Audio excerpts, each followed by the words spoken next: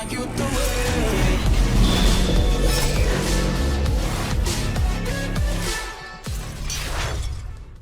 everyone, welcome to another Final Whistle episode of the SDFC Fancast. On a man, red card for holding on inside, and there it is! The flag stays down. We're celebrating because we got producer Trev back. God damn, did we need him? We might only have to record this once. It's crazy. Yeah. Poor Chris, roasting the poor boy right away. He's not even here to defend himself. Hey, but that's they're sleeping in. They probably didn't take it as light as you did. They're probably a little bit more hungover this morning than you and I are. Yeah, I did. I went to we tailgated and all that, but I did. I kept it. I did my drinking early, so sobered up during the game. So it was chill. I didn't want to come to you guys with a hoarse voice or no voice again, like I did after every other game so far. So it just sounds a little bit more extra froggy today, and that's it. I'll take it. My new youth extra large hoodie worked out great last night. I love this thing. Yeah. I might buy another one. Youth extra large. It fits me perfectly. And now I keep getting ads for like the kids thing. Like, oh, you bought some stuff for your kids? It's like, no, that's for me. I'm just shaped like a kid.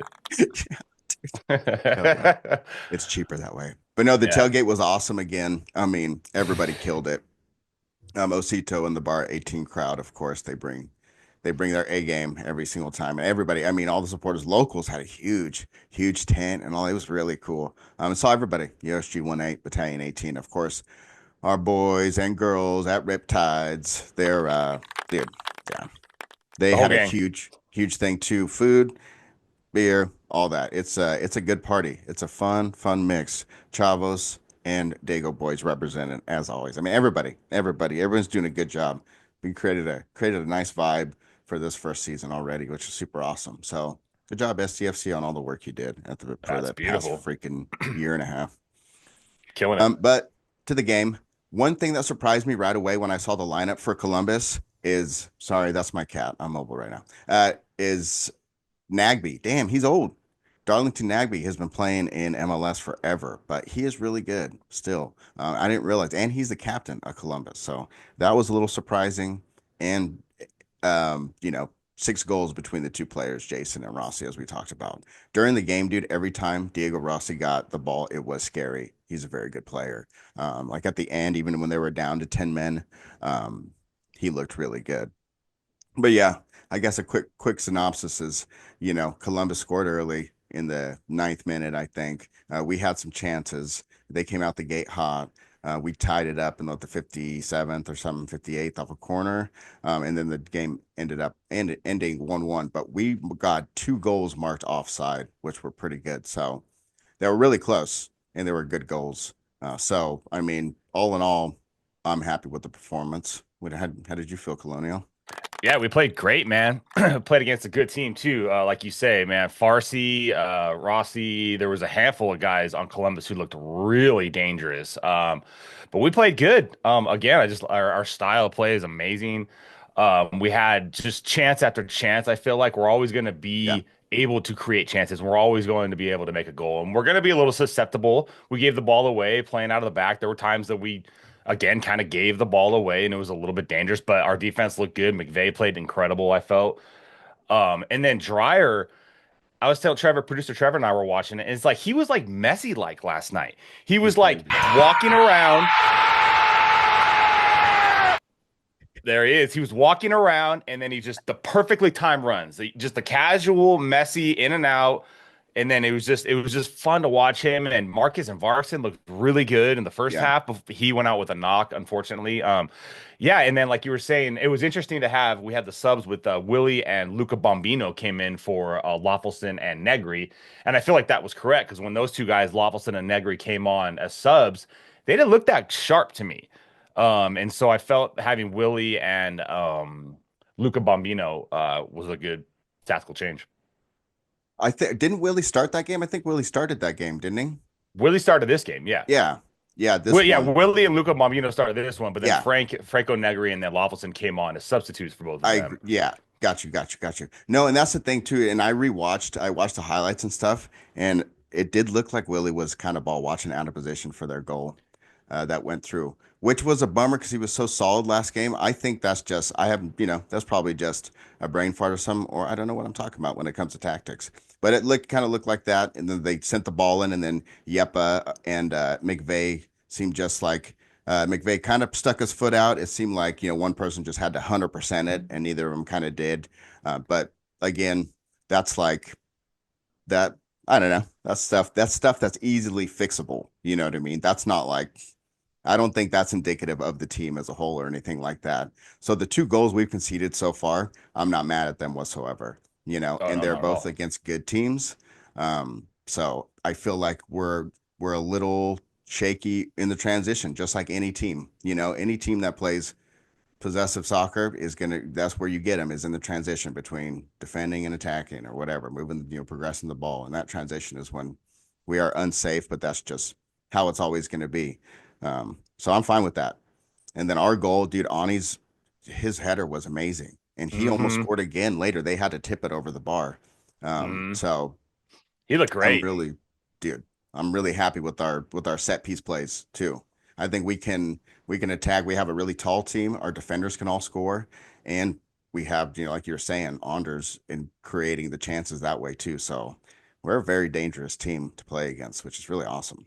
Heck yeah, Dos Santos has looked like great. I mean, he makes some big saves again. Positioning's well. I feel like there was a couple little times where his timing off the line was a little bit. Maybe he didn't make that commitment like he should have. But all in all, he's been playing incredible. Dude, Just absolutely. yeah, in the tactics, I feel like another thing, Mikey Varas is like just low key playing like I feel like a very beautiful tactic. He's using his brain these past few games, which he Yeah. has to since we've been together for 8 weeks, right? So it's like obviously we have lots of talent on the team, but to I don't know, I feel like he's playing chess out there, and it's working. I think so. Yeah, again, him, Tyler Heaps. I do. I think the squad with the right to dream backing us and all that, like we really are spoiled here in San Diego with this team coming our way. Mighton got some minutes. He looked good. I mean, his first touch when he almost scored was absolutely gorgeous.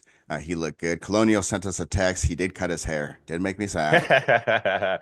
And the Me and boy said Trevor were it, like, Willie. uncut his hair. Dude, I'm always worried. I'm always worried. It's like what's his face, Samson. They cut his hair and loses all his powers. Yeah, but he was quick. He didn't look like he lost any of his strength, though. Really, he was Hell making no. he a couple times he like Columbus had to just grab him and foul him just this because otherwise he's Yep, in. He's gone. He's gone. So I'm glad it was nice to finally see him come off the bench, I get some agree. minutes. And it's just, I mean, I can't even, well, I have to like look into it, but the past 4 games, how many people have we had starting or in our rotation, right? We've had like a lot of different players, which is awesome. And Alvarado got minutes again this He looked game, good. which was He looked good. Looked good. good.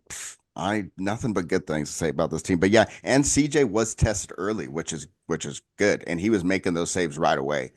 So and right, your goalie can fall. You can kind of be you want to attack the goalie right away, first minute of the game because they're still getting kind of ready. But he was on it. That was really great. And then so we conceded in the ninth minute and have conceded in the 17th minute against Raw Salt Lake. So maybe I do think again that's a good sign. Just conceding early is just okay. Just maybe a couple little shaky points that again everything seems very fixable already. It's crazy what they've built in this short amount of time. It really is impressive. Um, and no, then I have here Ani great header, and then Rossi is scary, which both already said. But all in all, man, happy. Stadium atmosphere was great. That is one thing I wanted to bring up is uh chants. We have a list of all the chants that the supporters will do at what minute and everything. So you can see if you could do the chant app if you're part of the union or anything like that. We should as a fan cast, and I've said this before, and I should really get on it. We should make a video of all the chants so people have somewhere to do it and just spread that wide because the more people that know the chants, the better the atmosphere. And speaking of the atmosphere, one thing I absolutely loved is the ref did a okay job. He did give a red card for the last man, defender tackle that Columbus did. So we did play a man up for a while. But every single decision the ref made against us, he like the crowd booed and everything, which is good. I know that's annoying when you're an opposing fan, but the thing is, if you create that atmosphere in your home stadium, then the ref has to make sure every single decision that they make is the right one because they are going to get lambasted no matter what. So it holds them to task, and it does. It does. That's part of the thing of creating an atmosphere that's hard for away teams to come and play against, and that's part of it. Is not not insulting the ref or anything, but literally like every decision you need to make it known like we are not happy with this. We're not happy that you're doing a foul against us and all that. And I like it. We're doing that. The crowd is a very soccer watching crowd. Like they reacted to the soccer parts of the game, less the spectacle and more the soccer. And I like it. San Diego fans, they know soccer, man. That's for sure.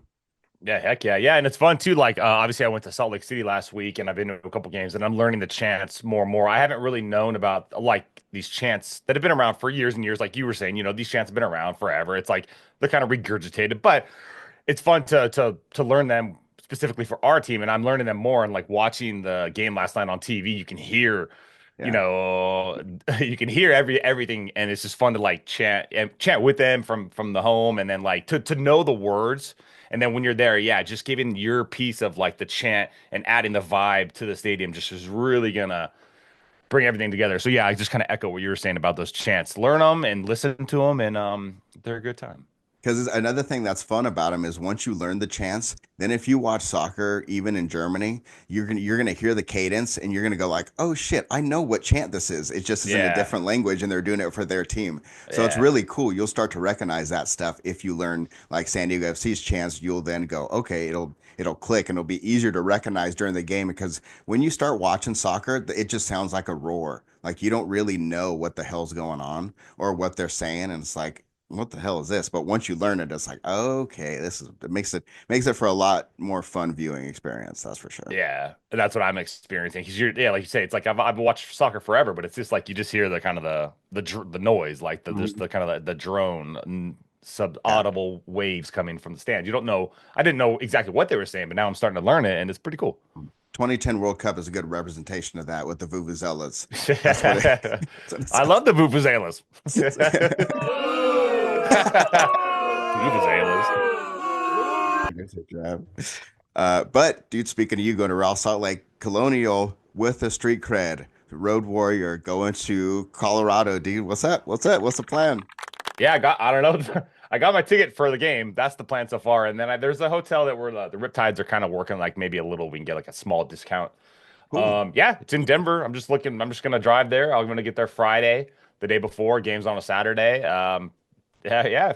Hey, and we're gonna have I think last I checked, 46 people so far have already signed up. So it's gonna be probably our biggest away force thus Dude. far, except maybe not Galaxy because you guys have a lot going to Galaxy. But for an out of state game, like Yeah, for Colorado, like yeah, that's like if we not a have day 50 travel plus. game, like a hmm game. Yeah. So yeah, yeah, it's kind of, I'll be coming down. I want to come down to like maybe 3 or 4 more San Diego Snapdragon games this year, and then yeah, try to hit the Pacific Northwest games if I can. Seattle in May, I might hit too. So I yeah, got it. I definitely got to do Portland. My little brother lives near Eugene, so I okay, have no excuse. You know, got to do it. That's for sure. heck yeah. So yeah, if the ticket's $27 through the Union, just would love to see anybody out there, and more numbers that we have in Colorado, the better for our team. Absolutely, absolutely. But no, man, that was all I had. Again, nothing but happy thoughts and happy feelings on our end. We're still undefeated, y'all. Undefeated, 4 games in. What more do you Pro- want? Producer Trevor said it best last night. The table doesn't lie. It does not. As my buddy Ian always says, the cream rises to the top. And I know we've had a lot of like, even Sasha Kleshin was like kind of like saying we've been fluky and some of the stuff is just, maybe not quite. It's just luck. And sure, maybe You know there's a little bit what? of luck, but there's also a lot of skill. There's a lot of tactics. There's a lot of passion. There's a lot of heart. So yeah, Right now, we're the sexy thing to talk about. We're new and we're good and we're performing well and we're playing attractive soccer. So it's like everyone is going to be riding our coattails to try and get some airtime, Sasha Kleshin included. So, even though I saw him score a hat trick with my very own eyes against Sweden, uh, he can he can shut his fucking mouth if he talks shit about San Diego FC. that's I was right, rude, Sasha. but I was rude with an idiot. Exactly, Jose. You know what? I'll But make hey, a run. We making a run? I'll make a run. you making a run? Hmm. Oh, look at that boy run. Not this time. Wow. Yeah, well, I needed the sprints anyway.